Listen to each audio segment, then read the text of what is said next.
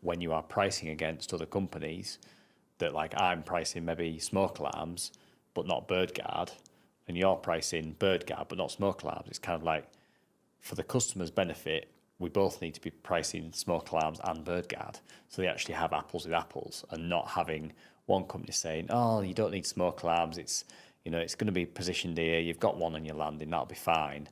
And then me coming along saying, "No, you need one in your kitchen. You need one up on your stairs. One in your loft because you've got a rack up there, a data rack, and all this." And the customer's kind of going, "Well, I don't really know who's right."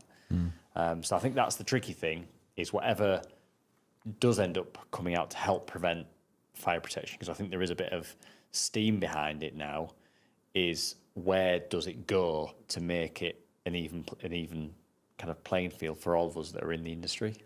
Yeah, I mean, the fire side of it is what's really pushing this, because London Fire Brigade do not mess about, as we've seen in the electrical industry with the plastic consumer units, cables entangling firefighters. They want changes to happen. They make them happen, and they're now dealing with these consequences of solar PV fires. This is solar panels rather than the batteries, and maybe that's a historical confidence we've got in our fire barrier of the tiles on our structures in the UK to maybe not worry about that as much as we should have done. And certainly people over in America and Canada do, where a lot of the buildings are wooden construction with bitumen tiles, and they're trying to make sure that they mitigate that risk as low as they possibly can, because you're straight into the fabric of the building if something goes wrong.